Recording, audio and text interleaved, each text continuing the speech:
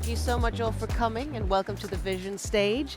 And I find that this topic is really something that, correlates and affects and taps into us all, not just on a surface level, but of course also deeply beneath our skin. Because as was mentioned, skin is our biggest organ.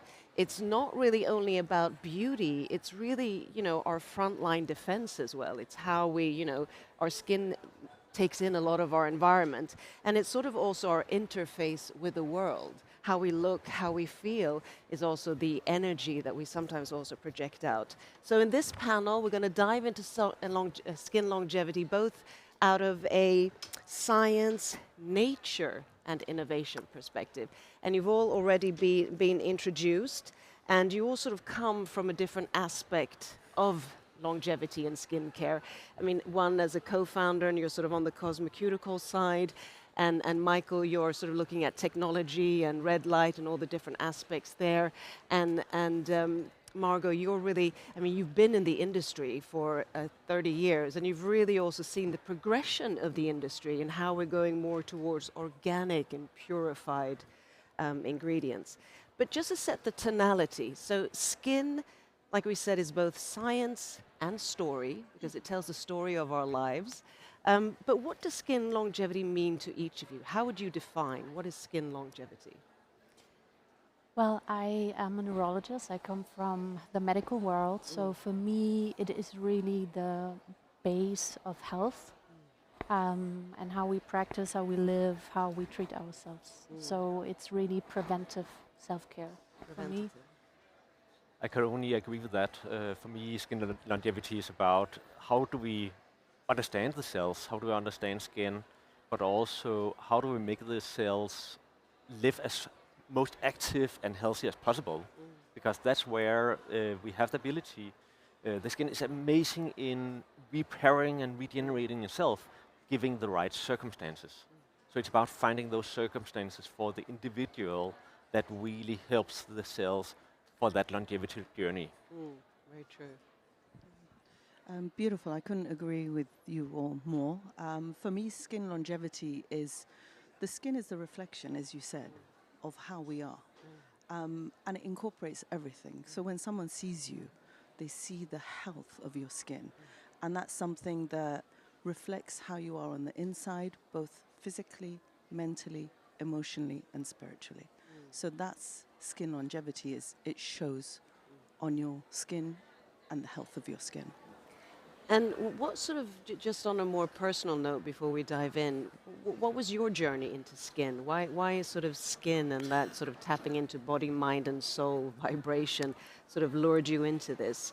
If I start with you, Laura. Well, yeah, I did quit my job, and everyone thought in my friends and family environment I completely gone mad for just shifting careers. But it was very, very personal. My mother got diagnosed with stage 4 cancer, and for the first time I wasn't only the strategic medical doctor with a perfect plan. I was also a daughter, and I saw her holistic journey when the treatment ended. And she completely disconnected with herself as a human. She fell out of her sleep routine. Her mobility really decreased. She couldn't really move. She couldn't put on, a face cream because everything was burning. And that was, for me, the moment where I really dived into the science of it and read a lot of articles, publications, and studies.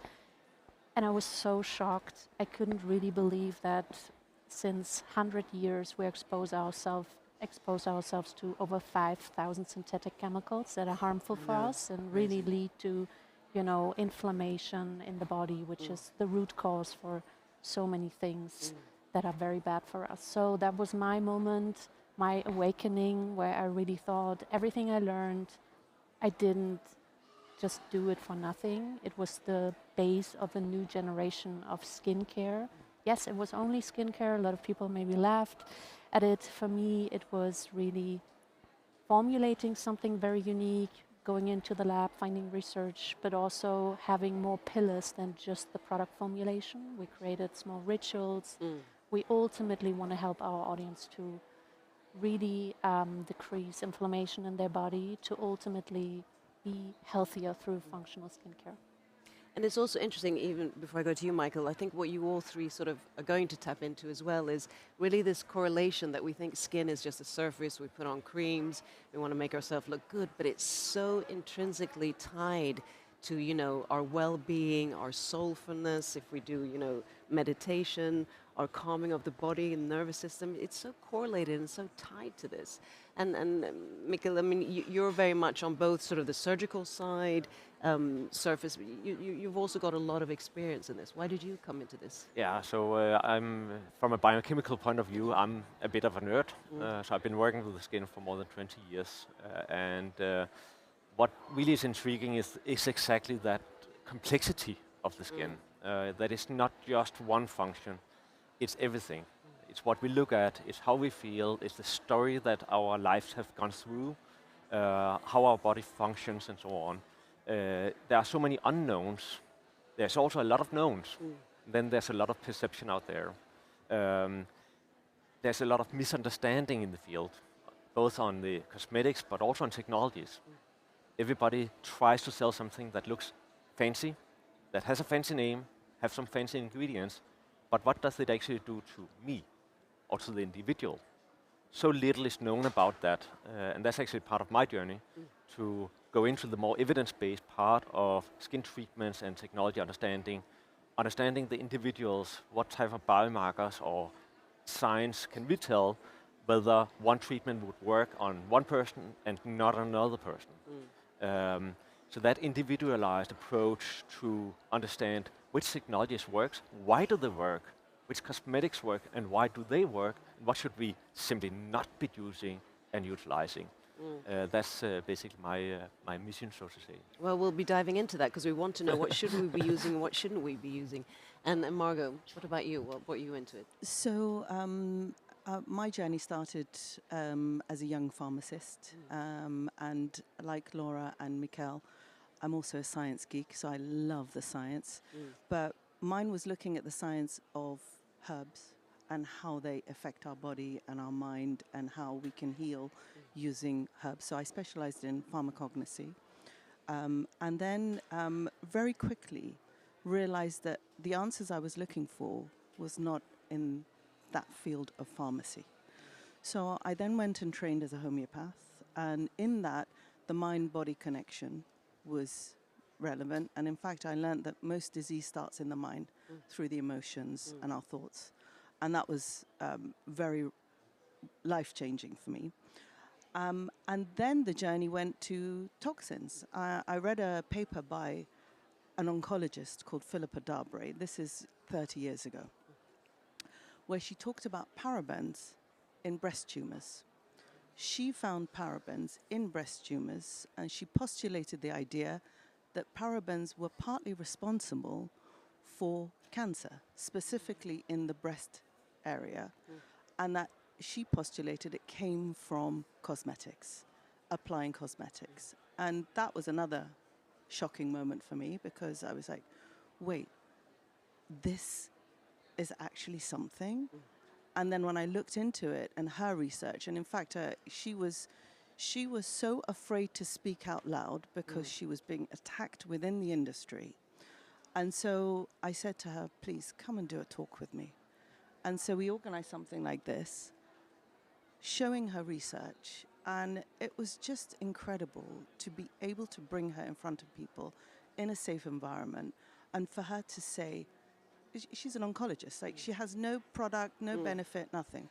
So that was a pivotal moment, and it was really important to be able to educate people. And that's really when I founded the Organic Pharmacy, which was mind, body, spirit. It was everything. It was, how do you treat the body?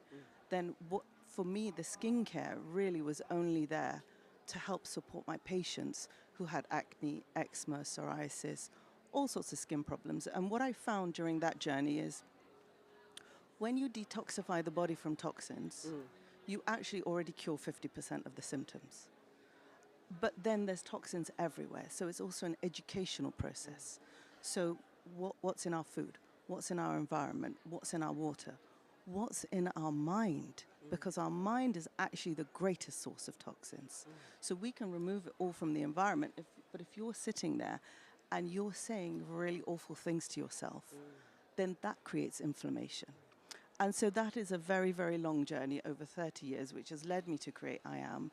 And I Am is really bringing all of those 4 pillars together so that we can connect those areas and become whole. And I Am is your skincare range. Yes. And I think that's also important to sort of emphasize that we really, in this day and age, with all the technology, we can access a lot of information. It can also be information overload. But we are truly the CEOs of our own health, and that the educational part is so imperative, because I think what's been a red thread at this conference this time has been a lot about toxins, our environmental impact. You know, we talk a lot about health, biohacking, putting on nice creams, but if we don't have an environment that really encourages this, it's really hard to get that longevity, even though, so I think making the right choices, tying back to, you know, what your two are talking about with organic, derived, and you do rituals, and you also have, you say a mantra. Yeah, we do affirmations, which is based in neuroscience. So it's rewiring the brain from a negative thought loop to a positive thought loop. And really, it's really hard to get healing without that process. There are many, many ways of doing it, but this is one that we call habit stacking, which is when you're using your cosmetics, you also say your I Am affirmations. And I Am affirmations are very powerful because they are spiritually programmed to reprogram our brain. And words are spells. Yes. Mikkel, so you're exploring, let's say, diagnostics and regenerative solutions. So looking sort of at, coming from a longevity perspective, we talk a lot about biomarkers. So just to sort of educate the audience, what would you say, what skin biomarkers sort of excite you the most and are sort of the most prominent to look at? Well, it's actually interesting because, yes, we can look at a lot of biomarkers. In our clinic, we always start the patients actually through a 45-minute consultation, where we actually start with things like stress. Interesting. Because if we don't have control of that, the biomarkers actually become more or less irrelevant. Exactly. And yes, you can look at a lot of biomarkers. We look a lot at the different stress levels using various techniques. We have analysis equipment where we can look more deep into the skin on various levels, everything from exactly the stress level. We look at what type of impact have you been under, UV impact especially we look at. We look at the blood vessels, which is a misunderstood element of the skin. We always say we shouldn't have any redness. Well, we want the redness to be controlled and to be balanced. We want our blood vessels to give energy and nutrition and oxygen and so on. Yes. Those are actually the elements we look at. Yes, you can go in and look at biomarkers, but they often only tells a very snapshot story of a more holistic challenge. Naturally, elements like hormones is huge. And I'm very happy to see that we actually in this forum start to have some companies that starts focusing a lot more on how can we on a more regular basis test for hormones, hormone balances and so on, because that is still one of those holy grails that are very difficult to measure, but so important for us when we are selecting treatments, selecting products, and selecting our path in life on what can we actually do when. And I think it was interesting correlating to stress, because before we went on stage, you all expressed something interesting that's good for people to know, because I'm sure, how many here do skin treatments, whether it's, dermapen or lasers or, I think, we all sort of tap into it. And a thing that you said that struck me was that if we're stressed, in our bodies, that also accumulates stress in our skin. And then you said if you then do treatments like dermapen or something that is, invasive in a way, you can actually damage the skin under the layers. Yes. So actually there's a direct connection between our brain and our skin. So they are direct neural paths. So we exchange signal pathways from the brain to the skin. And if you have an accumulation of stress signals in the body, it will basically put your whole cellular system under an alarm, like something's wrong. And if, for example, our fibroblasts that produce collagen, if they are in an alarmed state, the only thing they can basically produce is scar tissue. Whereas if you can reduce some of that stress, they can regenerate your skin basically back to normal. Quite interesting and a good thought to take with us. When we go to do our treatments, we need to meditate a bit before because otherwise, but it's quite logic, the fight and flight, Yep. but we Yep. just think, oh, do a bit of skin resurfacing, Exactly, that's not a big issue. Yeah. Laura, taking it back to you, I mean, you've built a brand around mindful rituals, which I think is such a beautiful context to build around. How do you sort of see maybe daily skincare routine maybe becoming a more longevity practice, sort of taking that into a health span, longer beauty span perspective? First of all, I feel so lucky, grateful to sit here with you because usually, you advocate, you talk about things, and you always feel kind of alone. This is really what Copenhagen Health Week changed for me. We're not alone anymore, so No. thank you all for being on stage with me. Really appreciate this. It is very special to us because we do developed own categories. We have topical creams for better sleep, against period pain, against general pain. And we do see this first, of course, from a efficacy point of view, from a formulation, but we really see our audience more and more coming back from just thinking of skincare as a face product towards a more holistic journey, thinking about listening to your body. When something hurts, maybe you do not need a prescription pill. Maybe you can, through ritual, sensorial stimulation, really release pain and connect with your, self. Of course, this is more and more coming. We saw a big peak after COVID, actually, where people really reached out and really wanted to know.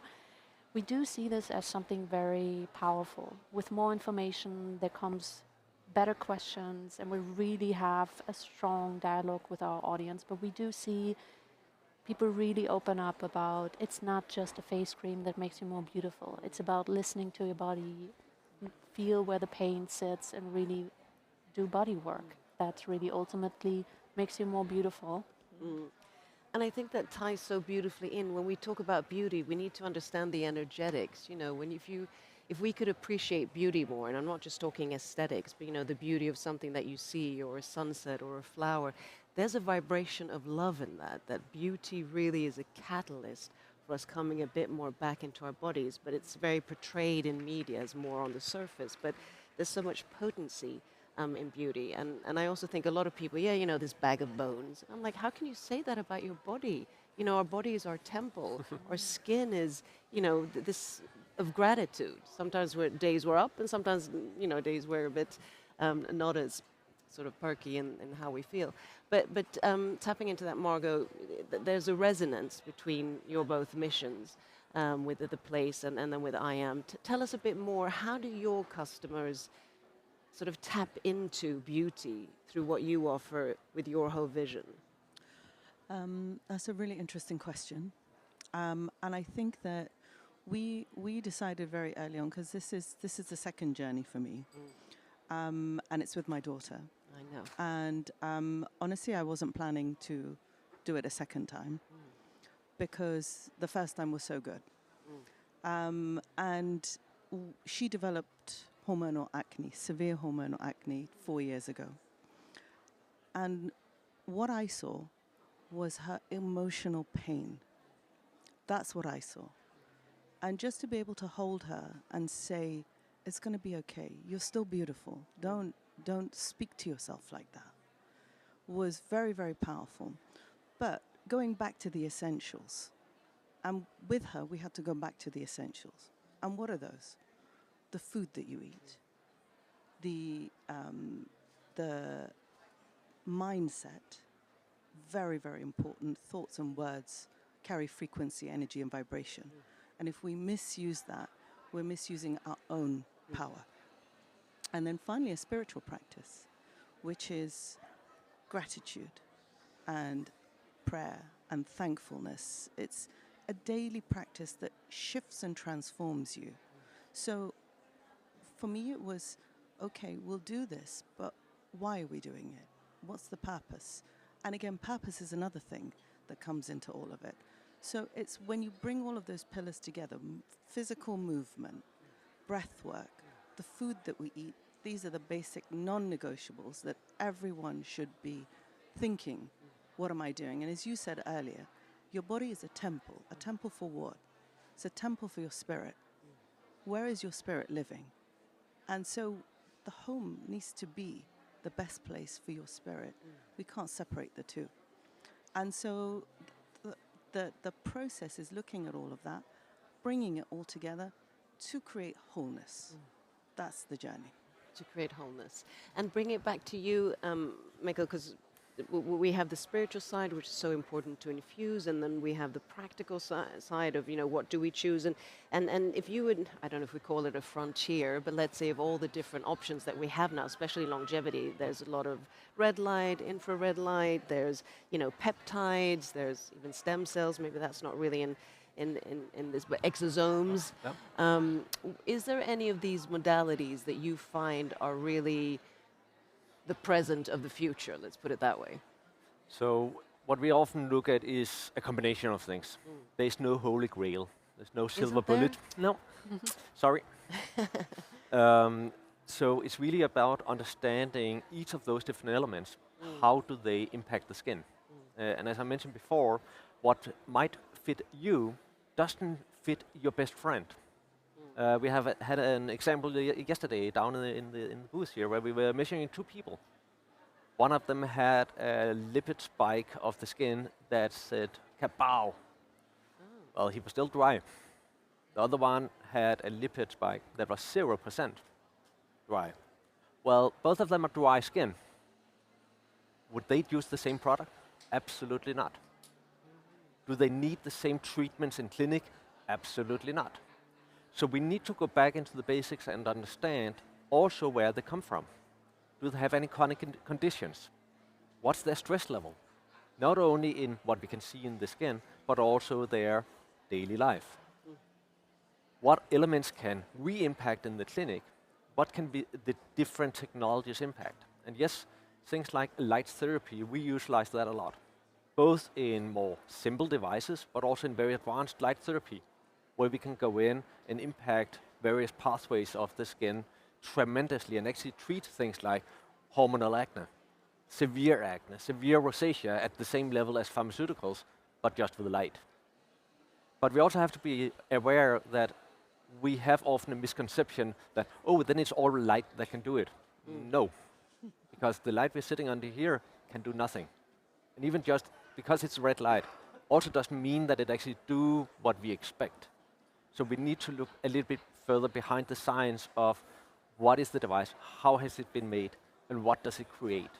And it's actually the same for all the other products, whether that's injectables. We work a lot with bioregenerative injectables, not fillers, not Botox, but with elements that can go in and support a matrix of the body, not for the matrix purpose, but for the cells to be able to crawl around in our skin and have a good environment to live.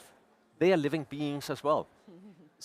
So when you say not fillers, not Botox, because maybe the audience is interested, so exemplify what you mean. So we work a lot with skin boosters that encompass both amino acids, vitamins, antioxidants, and so on, and specific structures of, for example, hyaluronic acid, like Profilo, that is clinical documented to actually set in motion various elements of the skin that many other products cannot show in clinical practice. And that's our approach towards a more evidence-based approach. But also when we look at the cosmetics, we more often tell our patient to stop using products than to start using products, because they are simply run off a hype. They're running off what works for their best friend, and most often that's wrong. I wanted to ask, do you have any questions in the audience? Because, seize the opportunity now. Does anyone have any questions? I just wanted to give you the option. Yes. Do we have a mic? We don't have a mic, but yeah, let's give you the possibility. Yeah, thank you. It's super interesting what you're saying. I was wondering just exactly what you were talking about, and we want to go to these treatments, and what will be, like, each one of you have like a like a tip or like where to start? Like where can we, because we hear all the science and the treatment and Make it more practical. exactly. So Yeah. what can we do it more practical so we can learn something like we can take home? Yeah. Let's dive in to our experts and say, what can we do more practically?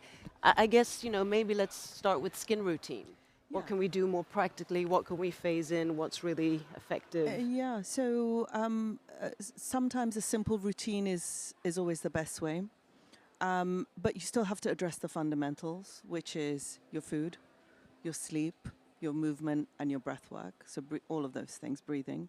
But then a simple skin routine would be, well, what does my skin need? As Mikkel said, what does it need? Simple things that are really, really effective, and that work with your skin. So obviously, natural is a given. That's a no-brainer because they work with our skin, not against it. And things that are not too harsh. So you work with things that are calming, soothing, gentle, but that you do see the results in the end. And personally, and also as a brand, we love biohacking. So it's a really great way to combine red light or other technologies that work with your skin and not against it. And as we said earlier, getting to know yourself is critical because you think, okay, my skin is, I know my skin and I know what's working and what isn't. And that's critical in finding your own routine and what works for you.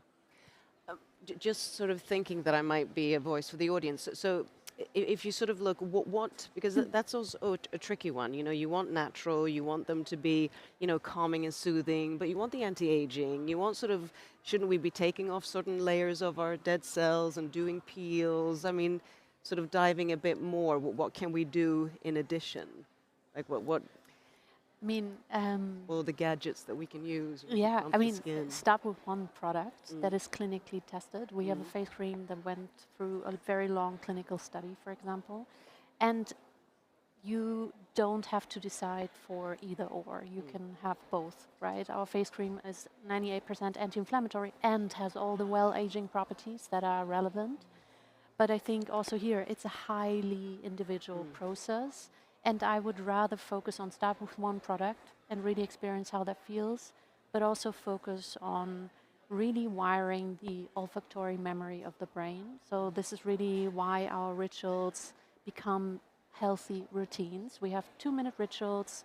They're very simple. Every day you can use them, practice them wherever you feel like it, but also inhale the scent profile of the cream that is following a function, and always, having one positive connotation while doing it. And you might think this is very trivial, very simple, but you're training your olfactory memory of the brain to really calm down and practice something that is ultimately starting beautiful processes within you.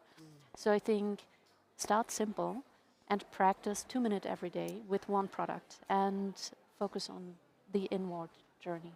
It feels like it's also what we should take with us, even though we're talking about skin and beauty, is have an intention. Know that what you put on your body, it's our biggest organ, and it actually, sucks in what sometimes we forget that. We think we put it and it's on the surface, but think of nicotine plasters or those who do maybe, hormone replacement therapy. You put it on your skin. So that means that the skin really absorbs everything that we put on it. And I think sometimes we forget that when we put on products. That what you are putting on your skin is the food you're actually digesting into your biology. Mikkel, what do you say if we have more of a clinical perspective on a skin routine? What should one think about? Start with lasers or peels or? So that's actually why we always start our patients with a 45-minute consultation. Okay. Because we cannot necessarily sit and say, you need this and you need that. We actually want to take the more evidence-based approach. That's also why we offer it for free. Because it's also a matter of educating the patients. It's not just for us, it's not just for the science, it's as well an education. And we can actually, by measuring quite a bit of things on the skin, look at what might actually be good for that patient in terms of both the creams, the treatments, but also what other tests might be needed to understand a little bit more what's actually happening inside the body. But one of the things that's often missing in that is also the day routine relative to the night routine. Because our skin, especially the skin, is in two very, very different modes. We repair during the night, and during the day it's about protecting and supporting the protection of the skin, because that's where it's our barrier towards the outside world. So keeping it on that level, as we had the question here, so it is essential, you think, that to really have a cream, one is for the day and one is for the night, because there are two, even though logically we know that, but you think it's important to invest into that. Yes. Okay. Do you agree? I actually disagree. Sorry, Mikkel. I like that. I think it depends on the cream. Yeah. What I found is that heavy night creams will actually make you puffy. Yeah. And the repair that happens, correct me if I'm mistaken, is more in the brain than perhaps topically on the skin. I actually agree, because it is actually hormones that are regulating our skin. Well, the challenge is that to repair the skin, we actually need melatonin. Exactly. So if we do not have melatonin present, well, we cannot repair the skin. When do we have melatonin? During the night. Exactly. The moment that we shift from melatonin to serotonin, actually we move into the more protective mechanisms of the skin. Yeah. So I don't think we disagree. We don't disagree. But You agree to disagree? no, I think we're actually agreeing because we also focus on sleep. So I think like you, Laura, we do a magnesium That's really important. sleepy butter. We call it glymphatic sleepy butter because it boosts the glial cells in the, it doesn't boost them, but it helps with the glial cells in the brain, which help you have less cortisol, higher melatonin, and all the other beautiful hormones that we generate. And you can actually repair the skin. Exactly, exactly. But not through a topical face cream is, I think, what we were saying. It's And I think just to, yes, good, we have a question, and it's from a man. We have both genders here. Yes. So my question is specifically about male and female skin, right? Like the skincare for males was a taboo for a long year. It's a new thing. So can we use the same products on a male skin? Because there are new cosmetics coming for the male skins, but I'm not sure like how good are they maybe, or it's a new industry as compared to the female skins, right? So how different is male versus female skin, and how effective are the female products on the male skin in terms of like niacinamide, hyaluronic acid, or whatever? Good question. Who wants to catch that one first? Well, I can tell you from being in the lab 1/3 of my time, there's absolutely no difference from a medical point of view. But that's just my standpoint, right?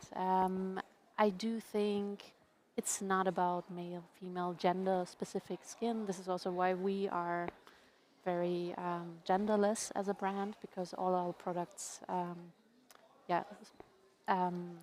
follow the skin's needs that are genderless.